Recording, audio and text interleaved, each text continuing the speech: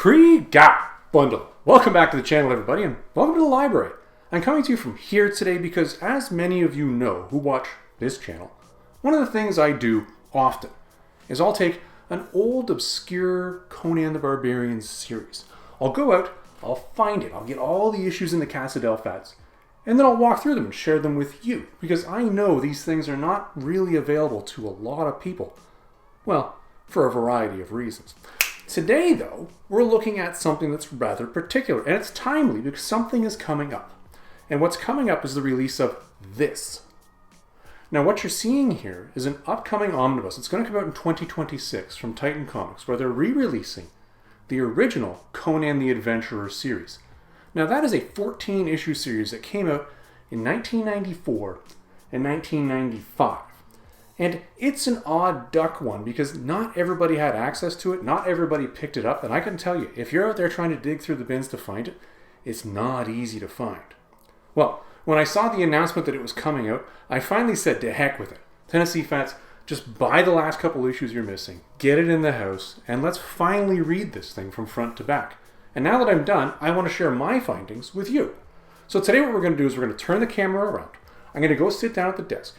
We're going to walk through what I think was going on with this series. What was the impetus? Why did it exist? Because remember, this came out just after the original run had just been canceled. So that's kind of strange. And then we'll walk through what happened during this, because I think there is some noise about the during that should be discussed. Finally, we'll come back and wrap it up and say, well, how did the series end? I'm going to do most of this in broad brushstrokes, though. I'm just going to give you guys overarching ideas, not the full kit and caboodle, because if you do want to pick up this omnibus, I'm not stealing your thunder. Go pick it up. At the end of this video, we'll come back and wrap it all up with the Tennessee Fats ramble about, well, what is my experience with this? What did I think of this? And then you can take that and, well, if you want to listen to me, great. If you want to make your own informed opinion, go do that as well. Now, without any further ado, let's turn the camera around. Let's get into the books.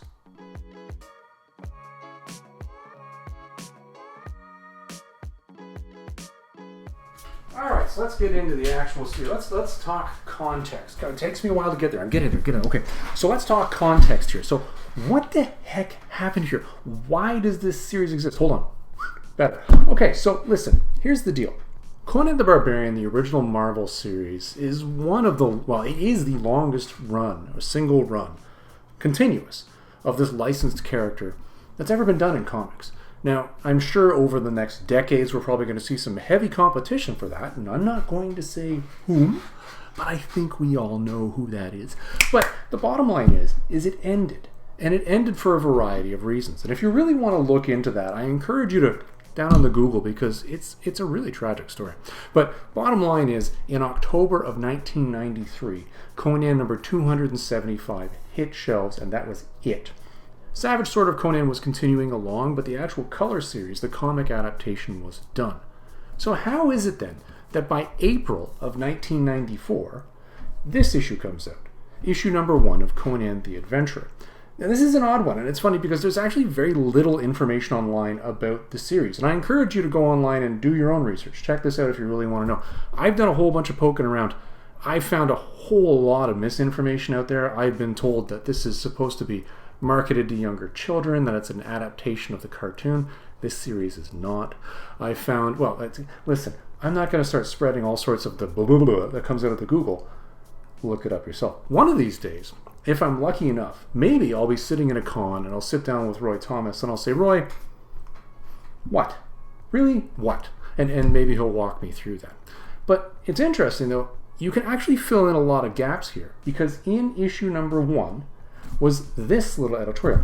Now, that image is by far way too small for you guys to read. So what we're going to do here is we're going to actually let Roy explain this one in his own words, and we'll fill in as best we can from there. Ooh, fade to black transition. I like it. Nailed it.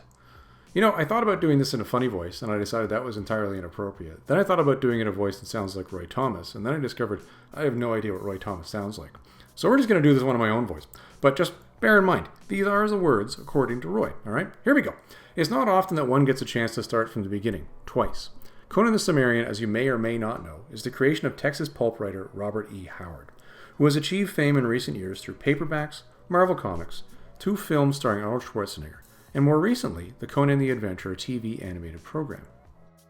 The tales are set in the mythical Hyborian Age, which falls between the sinking of Atlantis and the beginnings of recorded history, when the world's kingdoms and even the shapes of its continents were far different from what we know today.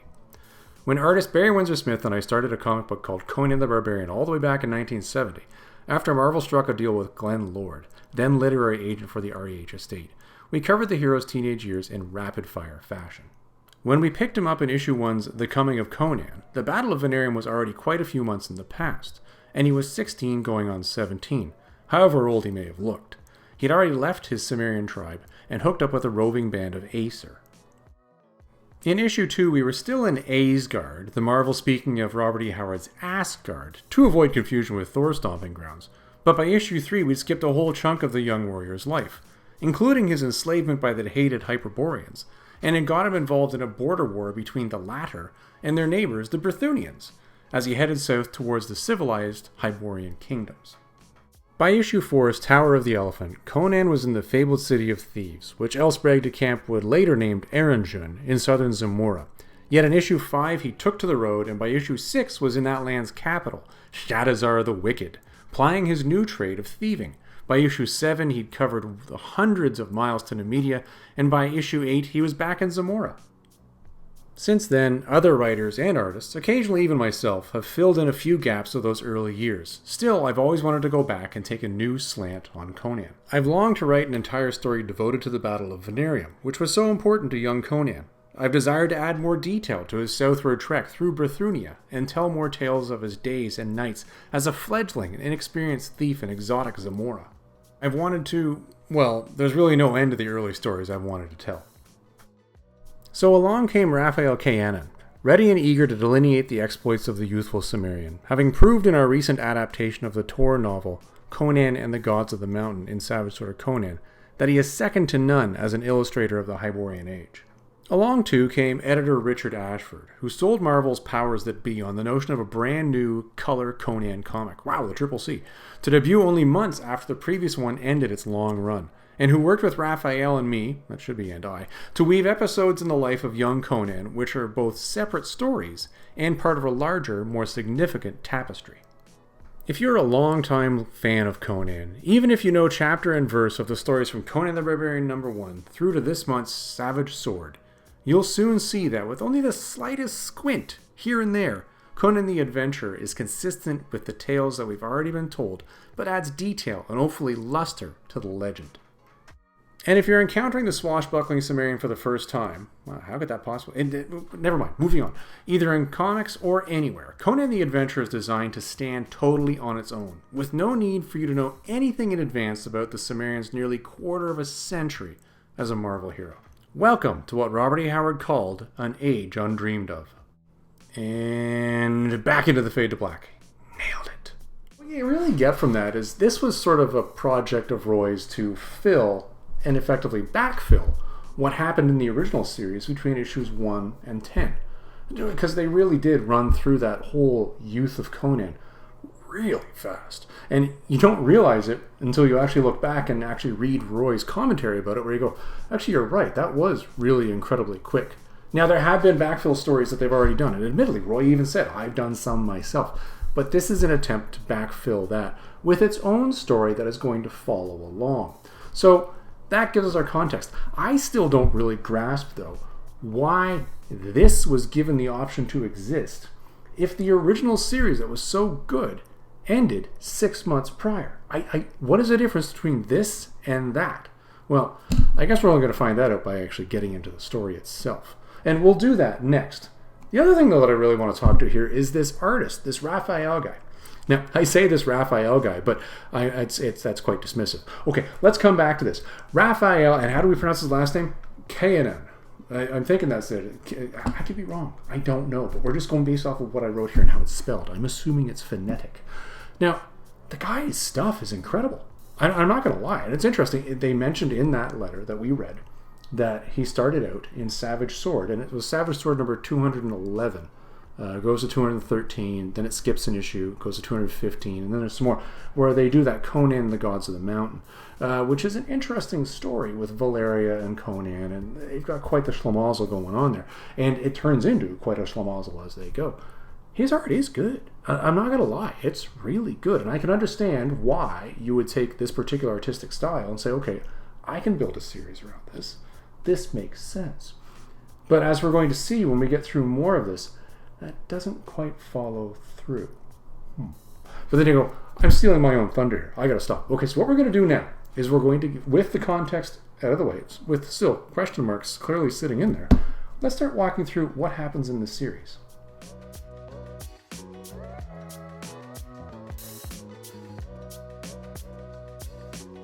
All right, so let's start talking through how these stories start. Let's the way the story flows. Let's get through that, and we'll start with, well, a good starting point. It's probably issue number 1, this one, and it's an interesting one because you look at it and you see everything that was wonderful and horrible about the 1990s all in one cover. This is a fancy foily die-cut cover, and this is the direct edition of the comic. Now, what's interesting about this is I have this one and I have 2 newsstand editions, and my newsstand editions are much better than this. So this is the one we read for this video. It's a wonderful piece, and it really does showcase, and I start to understand the impetus behind making this series around the art, as well as the story. But I think we do need to go back to the art. Remember I mentioned Raphael Conan. I believe I'm saying that correctly. If I'm not, I'm sure you guys are going to take down below. Feel free. But the issue is that you really see the strength of the work in the art.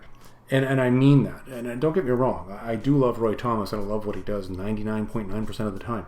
But really on this one, the art was just such a piece. And you'll see it throughout the 14 issues, that when it's not there, you really notice it's not there.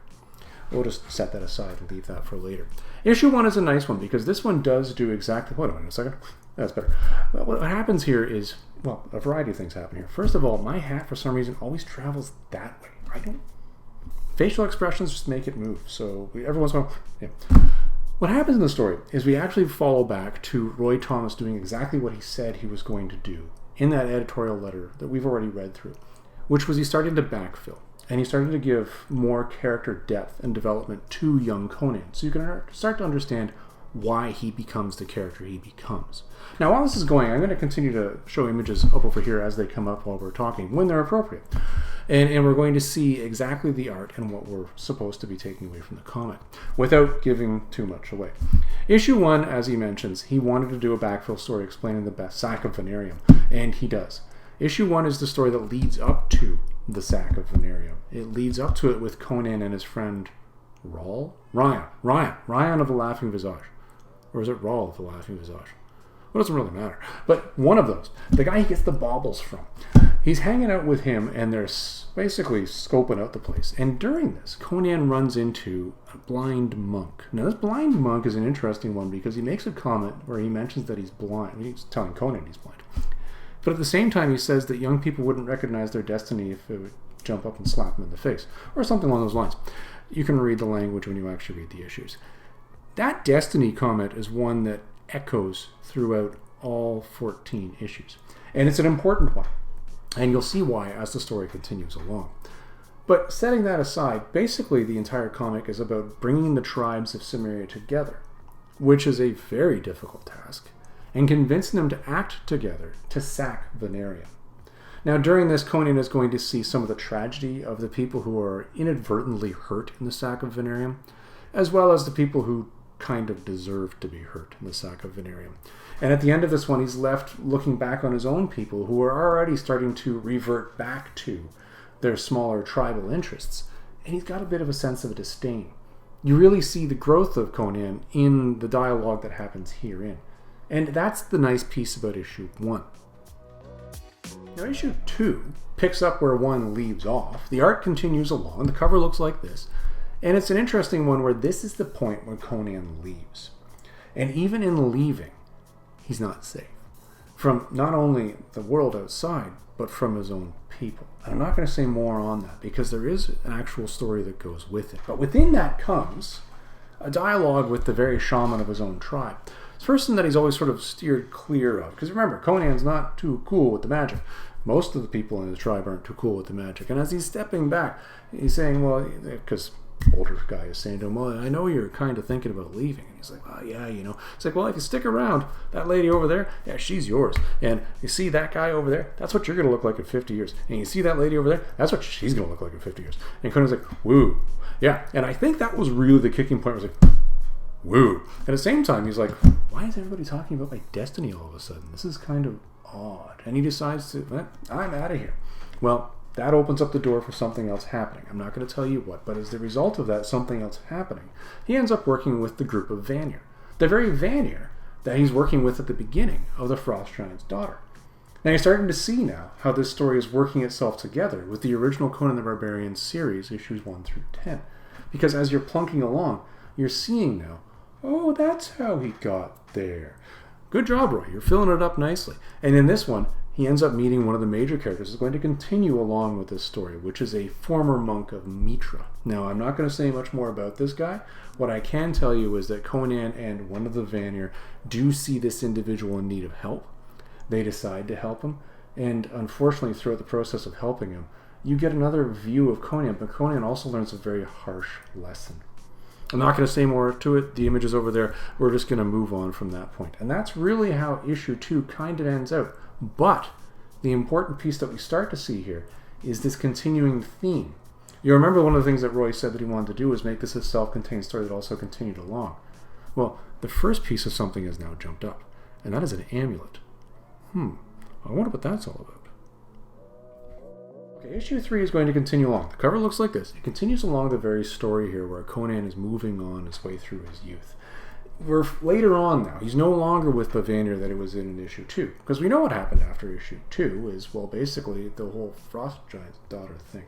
Time has now passed, and Conan has made his way down into Brithunia. His plan is to eventually make his way into the south. It sounds to me like when you're reading the language, the goal here is to go all the way around and all the way back to Zamora. Which, well, okay, if that's the plan, that's the plan. Maybe he just wants to see some fun stuff along the way, so I get it. He ends up in a city, and he starts to see civilization. Now, this one starts off with a particularly beautiful splash panel, and it looks like this. And this is where, again, you really see the way the series is being built around the art, as well as carrying on this ongoing story.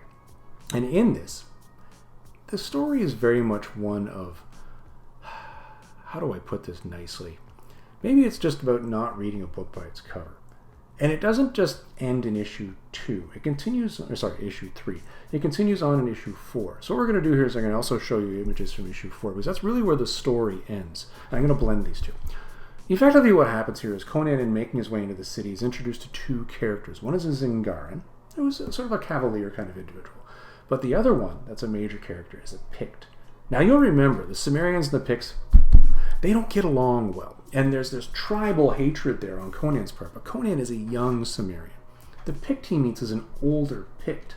And what's fascinating about this is, although the story really is one where Conan learns that everything that shines brightly is not gold, and you'll figure that out when you read the story, he still, at the end of the day, cannot leave his own youthful tribal hatred behind. Despite the fact that the Pict is willing to do this with him, he's just unable to do that. He does recognize, though, at the end of this story that, yeah, maybe there will be a day, but it just isn't today. So you see a little bit of growth there, but you also see really that point where Conan starts to look beyond just the shiny baubles, looks beyond the cavalier frontage and says, well, what's behind that? And again, in this one, you see the second pieces come together of this very same word that became such a big thing at the end of issue number 2, which is amulet. In addition to that, this is also where you start to see serious hints dropped along, where you have these secondary characters who become, let's just call them, fairly major parts of every individual issue. But they all seem to have known Conan was coming. They were all looking for him at the same time they were looking for these amulets. And this is where you start to see the story, the larger puzzle, working its way together. Okay, now issue 5 is the last one we're going to do in this How It Started segment, because after issue 5 is where suddenly things change. And we'll talk about that next. But let's talk about issue 5 before we get there. It looks like this. And it's a wonderfully short piece. And I mean wonderfully short in that when you read it, it runs along so quickly. You're left with it when it's over going, ooh, and it's over, and Really? That happened? It's a fun one, and it really does, again, come back to showcasing the art, that very issue that I talked about previously, where you see the art of Raphael continuing to take center stage as the story continues to move its way along. I'll show panels as we go over here. And in this one, you see Conan moving into another city in Bithynia, where he sees what he's assuming is somebody that's been infected with a plague, being attacked by a group of individuals that wear skulls. It's like they're trying to assassinate this poor woman. And Conan comes in being the chivalrous individual that he is, because he has a Sumerian code that's probably not the right thing, and starts just slaughtering these skull people, and does a fantastic job. And it's interesting that in this, again, you see him becoming more and more jaded towards civilization. I won't give you too much details about what actually happens in the battle, but the bottom line is, why are the people and the bystanders doing nothing? And Conan has such an issue with this, and he's so just disgusted by it. But at the same time, he finds himself wandering off with this individual, this lady that he has rescued. Again, not telling you why, but he does. And when he does follow her off, he finds out that she doesn't actually have the plague, but she's basically plagued by 3 tiny demons. They're climbing all over her, stabbing the living crap out of her and tormenting her all the time. Conan is so disgusted by this, he immediately says, listen, I don't know what your problem is, but however we can fix this, you tell me, I will go do it right now. And he does. He runs off and he actually does this. Now, a key piece that happens in issue 5, though, and this is a fun one, is you see this little image over here. Now, that's important, and I'll tell you why later. But he does end up saving this individual, giving her the thing that's going to solve the problem. And in the process of doing this, finds himself infested with one of these tiny little demons that's running around him. And they are speaking somehow. They're communicating. They're clearly battling. But all you see is little dashes. And I would love to see what they actually were saying, because that would have been fascinating. Conan solves the problem, gets rid of this thing, and gets out of town. He doesn't come back and spend much time dealing with this woman that he saved. He just says, here, it's solved. I got to go deal with this demon, and he's gone. Really does speak to, well, quite frankly, the gentle nature of Conan.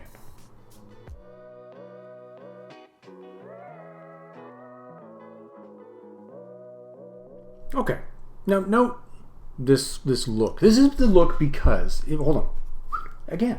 Anyways, issue 5 was the one I mentioned where things went wonky. And you'll remember how I said this story was short.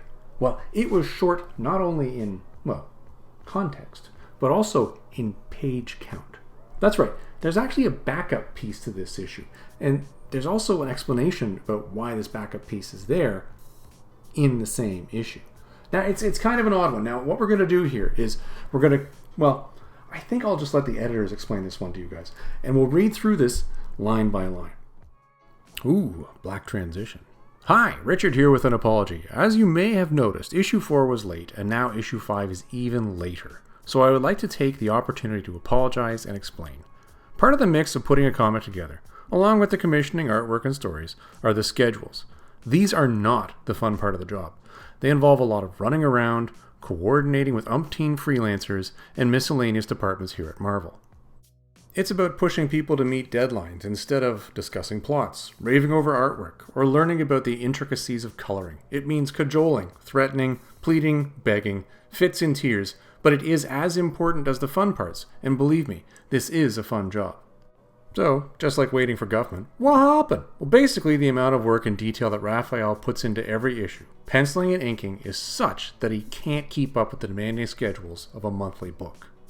We knew this from the start and tried to get ahead, thinking that we could get to issue 6 before there would be any major problems.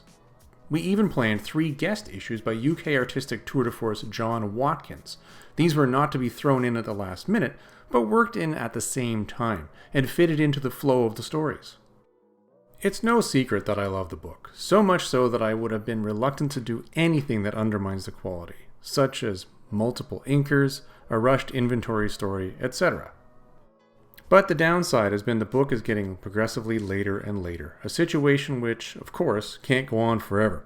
So to let you know the state of play, cool phrase, John Floyd stepped into the breach and helped to ink 12 pages of this issue. John, as an inker, has been working closely with Barry Windsor Smith, Conan's original penciler, and was ideally suited to interpret Raphael's pencils. We have cut the main story down to 17 pages with a 5-page backup penciled by Audwin Newman, inked by Ray Garcia, and lettered by John Costanza, and written by who else but Roy Thomas. We have brought forward the 3-issue run by Roy and John Watkins to start next issue. with full 22-page stories that set Conan wandering in the wilds. Then issue numbers 9 through 11 have a Raphael Conan on pencils and inks of the 17-page lead stories, which introduces more characters from our band of treasure seekers. Issue numbers 12 through 14 will feature Raphael on pencils and John Floyd on inks. The backup features will be handled by Audwin Newman and Ray Garcia, focusing on the solo adventures of some of the mysterious and enigmatic characters that Conan has confronted. Then issue 15 will be the no-holds-barred, to-the-death conclusion of a little epic which kicked off in issue number 1, penciled and inked by Raphael. And then we close off the letter with, "Take it easy, because we certainly won't be." No, I imagine you won't be. That sounds like a hell of a lot of work. Okay, so what can we take away from that little read-along there? Well, a couple things, actually. There's a couple interesting points in here that I think are important that we need to draw out now, because this is actually going to lead to something we're going to talk about at the end of the video. The first thing is this apparent delay in production. I tell you, I've been all over the Google, and I have been trying to find the release dates of these particular issues, and because they have cover dates that are one thing, but release dates are something else, and when specifically these came out. This was supposed to be a monthly series, and I'll tell you, looking back, because obviously the Google is looking back at this point in time, it seems to record everything coming out monthly on time every month. I cannot find any record online of these coming out in a more protracted basis. When I look at the timing difference between issue 3 and 4, I don't see a delay. In 4 and 5, I don't see that being even later, which is what they mention. So I think A, Google's doing some revisionist history here. But B, I think it's important to take a moment here and look at what they are actually saying. They knew this was coming. They knew it was coming because they had other stories ready to go to put in here. And as a result, we saw issue 5 shortened from a 22-page story to a 17-page story to match production and get it out there. And we had a backup piece in issue 5, which was the Hyborian Age. Now it's interesting. If you're a Marvel Conan reader, or a Savage Sword, or a Cull reader, you've seen the comic adaptation of the Hyborian Age so many times in comics that it's almost like Marvel had that as an on-the-go, ready filler piece just to throw in. Now don't get me wrong, the Hyborian Age inclusion here was actually really well done. I actually thought the art was quite good. But it's why? Again, it comes down to timing. So we're now going to see some changes in the series. The series is not going to be the same. And issue 5 is actually an interesting one. If you get a copy of it, I encourage you to do it. Go through it page by page. Here's an image over here. This is the breakdown of who inks what page. So you have Raphael inking in his own work, which was in issues 1 through 4, as well as big pieces of the 17 piece that was issue 5. But look at the pages that aren't done by him. There is a material difference in the art based on the inking. The detail is not there. And it's not because suddenly somebody isn't doing a job that's just excelsior. I'm sure the inker was doing the best they possibly could. It was John Floyd. But what you're seeing here is the original artist isn't there to ink and add the extra little accoutrement that he was adding all the way along the way to give the detail of his work that we actually look at and go, ooh, look at those covers. They're pretty fantastic. We're also warned at this point in time that we're going to start seeing some pieces come up in the next couple issues that might not be, well, by the same team. They're different. So now we've got some production changes coming in. So now let's see how this actually impacts what we're doing.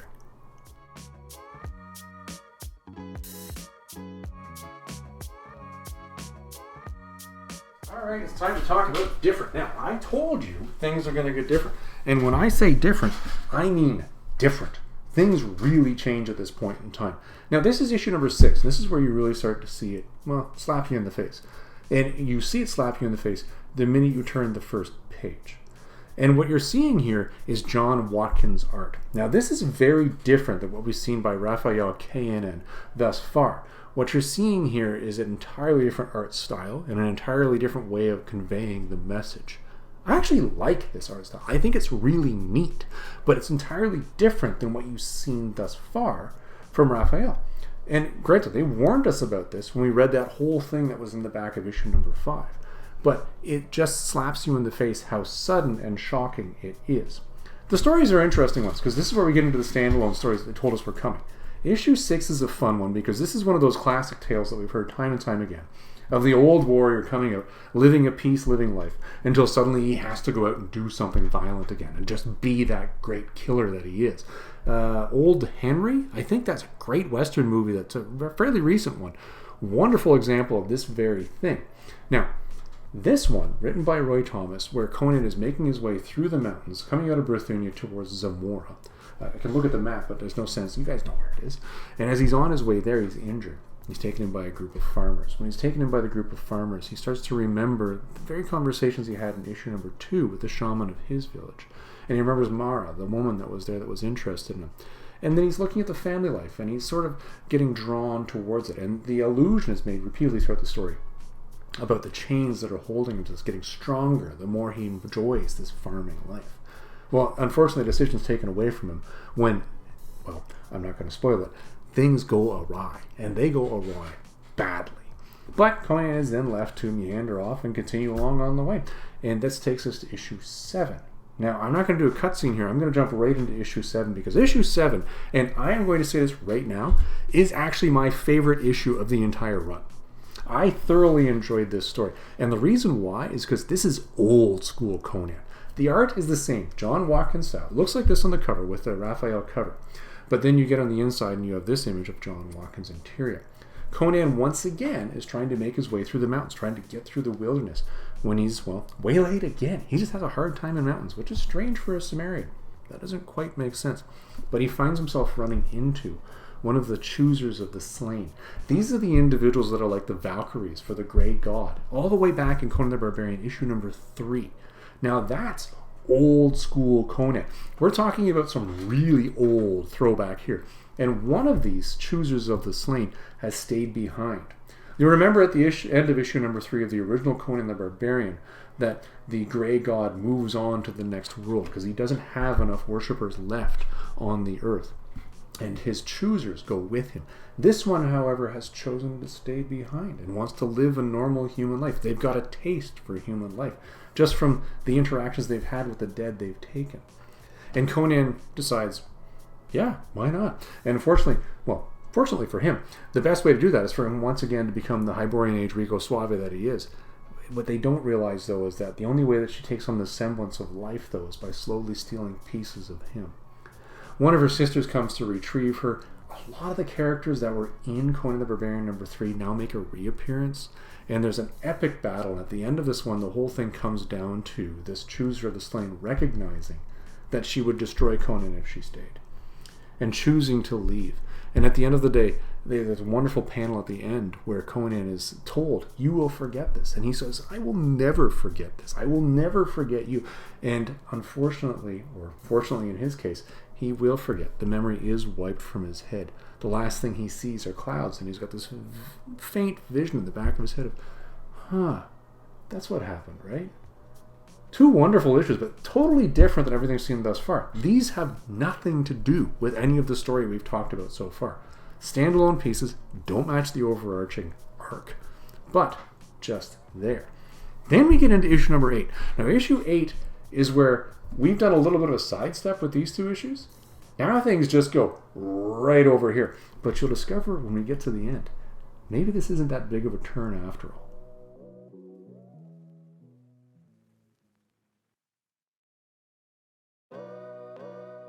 Alright, yes, you are reading that correctly. I did say new IP. New intellectual property. And it all happens in issue number 8. And this is where things go, well, weird. But it's also... I did just say weird. Oh, that's cool. That is... Okay, never mind that now. But it's also where things go really, really right. Okay, so here's what happens. You're thinking so far, okay, well, hold on, Tennessee Fats. You just told me things took a little bit of sidestep. You walk through 2 issues that are a little bit different than the overall story. And now we're getting into issue 8. Well, based on what we read earlier, this one's also going to be a sidestep, and it is.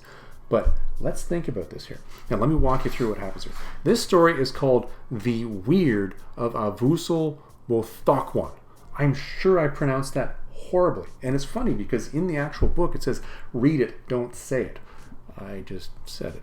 Anyways, the story is a cool one where, again, we have the same art style. John Watkins coming to this one, Roy Thomas doing the writing. And Conan has made his way into a village that's within the Zamoran Mountains. And he's come in hungry. He's trying to find something to eat. And he's learned from one of the local beggars, well, that local moneylender over there has a lot of money. and that guy over there is really rich.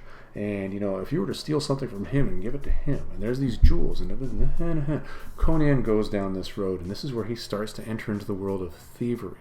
And he's good, but not that good. And this is also to the point where he has to rationalize to himself, if I don't steal something in order to make food and money, I'm going to starve in civilization, because civilization doesn't have what my tribe does, which is, let's all just help one another. So, the story, I'm not going to go too far into this one. If you've watched Star Wars, then you know what happens when they enter the caves. But at the end of this one, Conan ends up wandering away with nothing newly found, no money actually either, because he's found out that there's a local thieves guild and he shouldn't have just come into town without actually joining them first. But the interesting piece of this one is what happens in the editorial note. Now, I've got the editorial note here. We're going to read it, and then I'm going to come back to explain how this relates to this story, because I know I was just really brief in the story. Bear with me. And fancy fade to black effect. And here we go. Special note, this issue marks a first. Ever since the 1930s, when the Conan prose stories originally appeared in Weird Tales, discriminating readers have considered three men as that pulp magazine's classic writers. H.P. Lovecraft, this century's most influential author of horror fiction. Robert E. Howard, the creator of the genre we now call sword and sorcery, and Clark Ashton Smith, who carved out a niche for himself as a teller of exquisitely macabre tales, many set in the eons not unlike those of Conan and Kull, minus a strong central hero, of course. Now, we'll tell more about Smith in future issues of Savage Sword of Conan, where there will be more room. Suffice it to say that, by special arrangement with Scott Meredith, literary agent, some of the best of Clark Ashton Smith's work will be introduced into Conan's world, and vice versa. Now, I don't know how that would work. Is Conan really going to go into Clark Ashton Smith's? I don't know. I don't know. Beginning with this issue's adaptation of the CAS is oddly named The Weird of Avusal Wothokwan. Don't say it, read it. Okay, so what did we get out of that whole read-along? This is like the third read-along we've done, but there's a lot to read along in this particular series. Clark Ashton Smith. That's what we got out of this read-along. That now Marvel has the ability to start building in pieces of his work. And they've also made it very clear that those pieces are also going to come into the Savage Sword of Conan. The story of The Weird of Avusal Wothokwan is one of Clark Ashton Smith's stories. Oh, so we're going to see more of this. Oh, well, there's a hint here. Because the hint here is that when you start to look at the pieces that are going to come together in the subsequent issues, I almost suspect that this story was built specifically knowing that was coming in. Just bear with me. Let's start getting into the way the actual series ends out now, because you'll see where I'm going with this once we get there.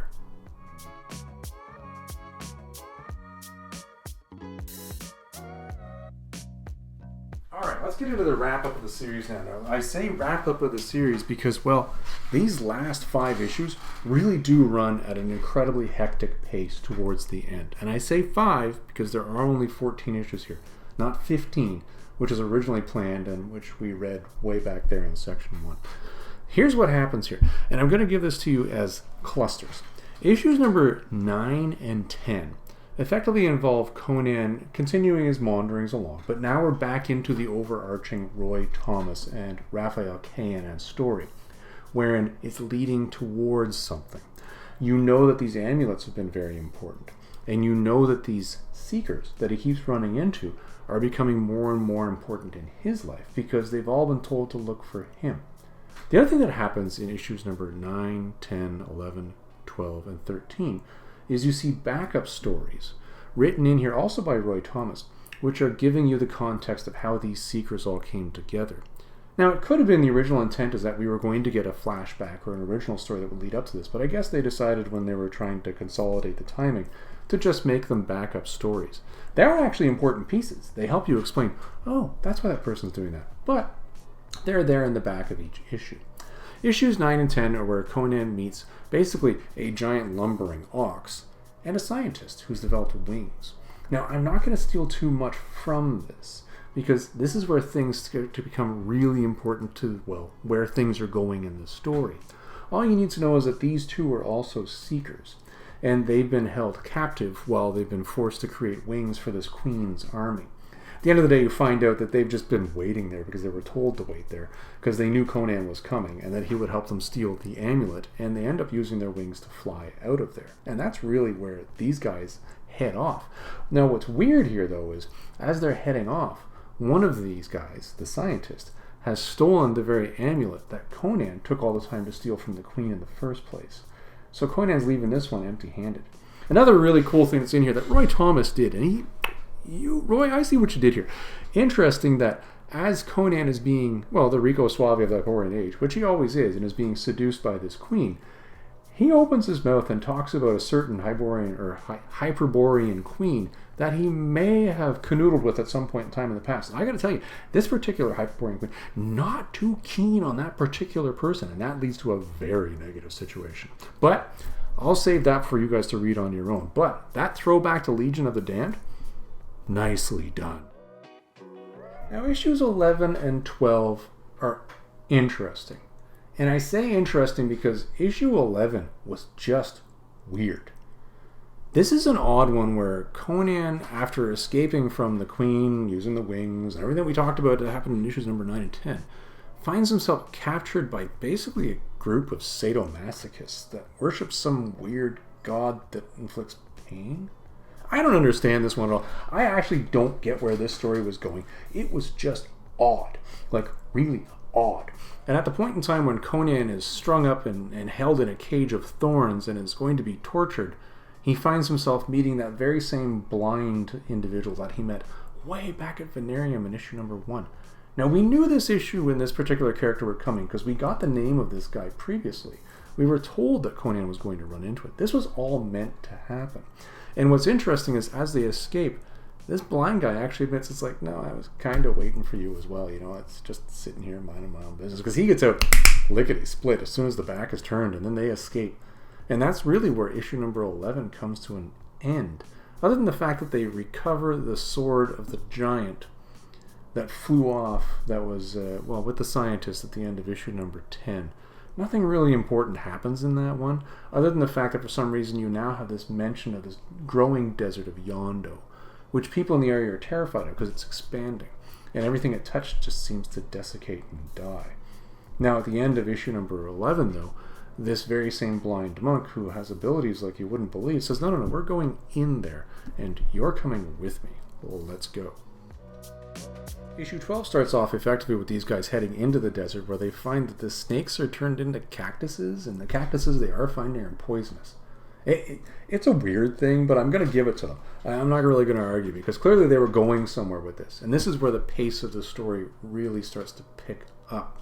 They find themselves finding the castle where this patriarch of Ptolemy is. And this Ptolemy name actually made its first appearance way back when we first ran into Welland in issue number 5. Now, we didn't really get any inkling then of what was going on, but we did get that image. Remember, I pointed out the image that was this one, and I said, this is kind of important. We're not going to see that again until we get into issue number 13, but this is all leading up to this patriarch of Ptolemy. And what we find out as we get further on is how this Clark Ashton Smith thing was so important.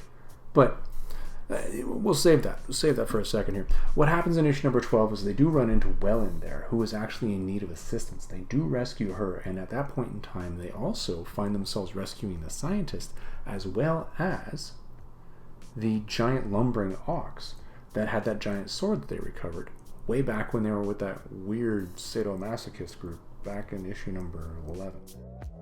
Okay, issue number 13, things get a lot faster. I know, I'm going really fast here as I'm whipping through this because I'm trying not to spoil as much as possible for you guys, but the speed that I'm going at is nothing compared to the pace of the comics themselves.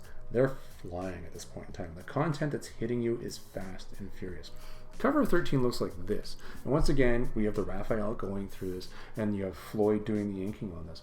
But the cover and the interior art isn't the most important pieces of this. The story is actually fairly simplistic. What happens is the Seekers all find themselves now united, and they're continuing their adventures into the castle to meet up and face this Patriarch of Ptolemy. Now, the Patriarch of Ptolemy, we first saw the reference to way back in issue number 5. But you'll remember at that point in time, I said, once again, pay attention to this image, because now in issue number 13, you actually get to see the patriarch of Ptolemy. This guy's important. This is the big baddie. But this isn't really all there is. The most important panels in here are actually very specific to Clark Ashton Smith, which is why it was so important they gave us that announcement all that time ago that, hey, we're going to be putting this in here.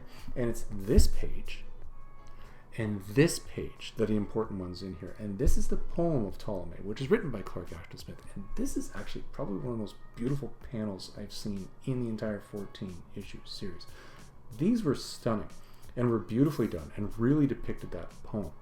Now, I'm not going to tell you what happens here, but really issue 13 and 14 are the giant culmination of that Ptolemy character, as well as the Seeker's quests, as they all get to the point where, hey, let's build up this whole talisman that we've been trying to build out of these shards. Now, won't tell you what happens, won't tell you how it ends, but I will tell you the story does conclude in issue number 14, and there is actually no issue 15, and that's really just where the story abruptly ends.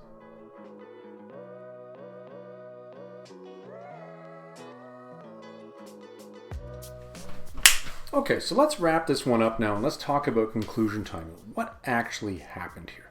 There are a lot of questions of, well, what did happen here? Hold on. Once again with that. Okay, here's the deal. This thing came out way too quickly after Conan the Barbarian number 275 came out. There was 6 months in there, and if you think about it, that 6 months included production time, planning time, putting this thing in print, getting it out the doors, and getting it on the streets. That tells me there was something going on here. Now, I'm going to put on my Hyborian Age conspiracy hat here because I wasn't at the Marvel offices at the time. I haven't had the privilege of meeting the executives that actually worked on putting this together. So once again, hat on. Okay, here's what I think happened.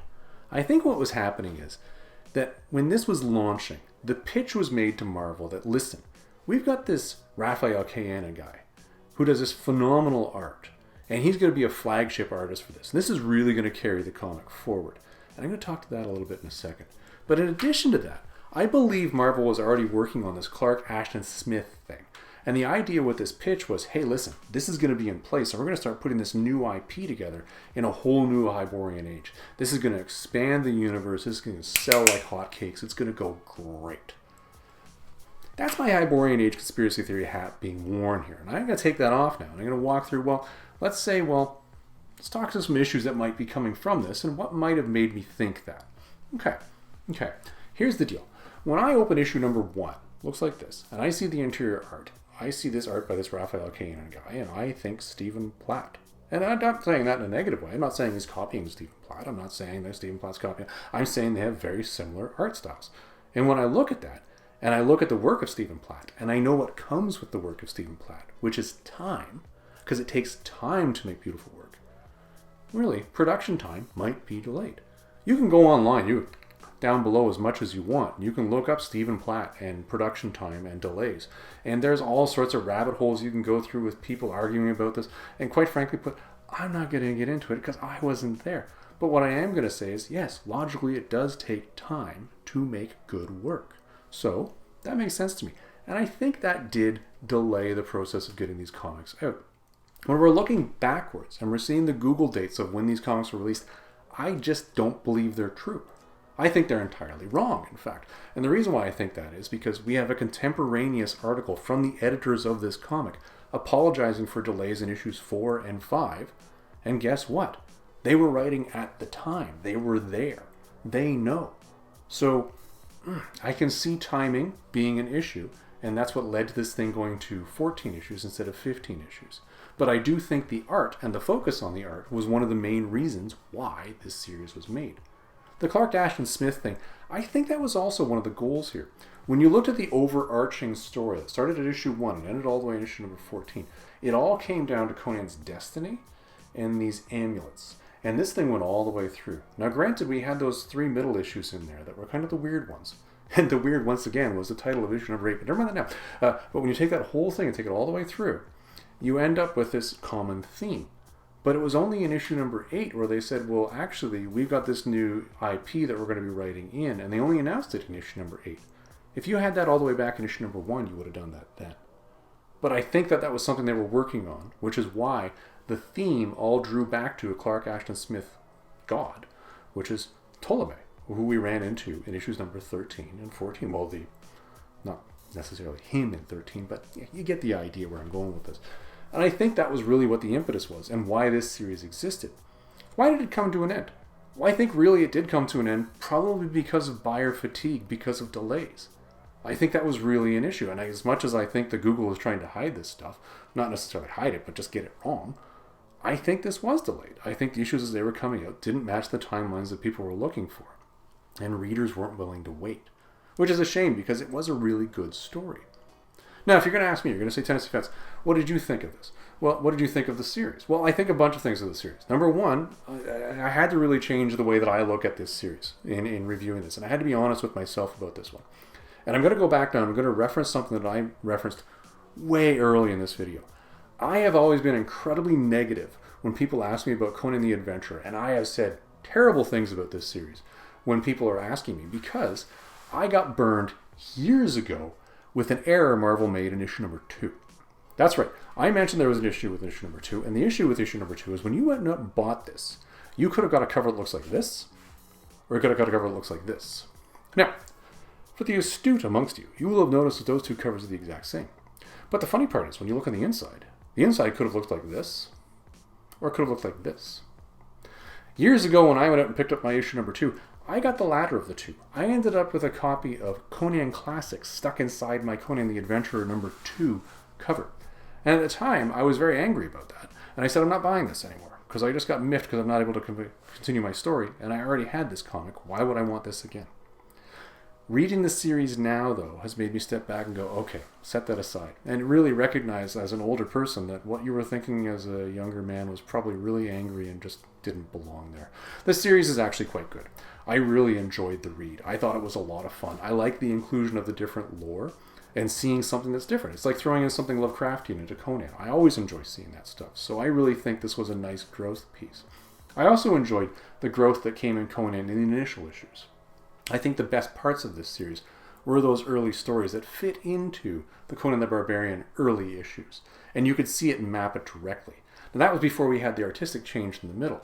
And I think the latter end of this, although it was a lot of fun, didn't really resonate to me as much as those initial stories. The one issue in this that was my absolute favorite, though, was issue number 7. And that's the one that draws back to Conan the Barbarian number 3, way back in the day. That is beautiful lore building. And I think that was just standout, bar none, the best book in here. So if you were to ask me, Tennessee Fat, should I go buy the entire series? Wow, you're really asking me to grow up on this one, aren't you? Well, here's the deal on this one. I would say if you really want to read the whole arc, then yes, by all means, go get it. But if you really just want to focus on Conan and some really good Conan characters, you want to get the early issues and then pick up that issue 7. I didn't give you all the details on those because I didn't want to spoil them. I just gave you context. But I got to tell you, they were really well done. Yeah, I'm going to stop this one there. That's where I'm stopping in the commentary on this one because I have to recognize any further I go on this, I could probably go down that negative road all over again, and I don't want to do that. Yeah, everybody, that's our video for this week. I hope you enjoyed it. We'll see you in the next one.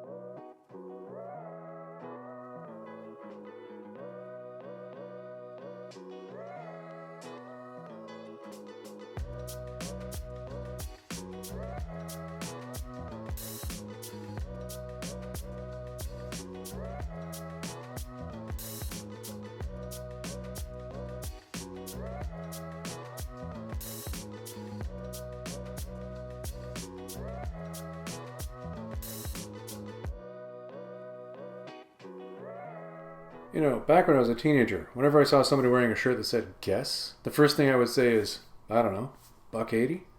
And I'd laugh and laugh and laugh. Never really understood whether I was talking about their weight or their price. Huh.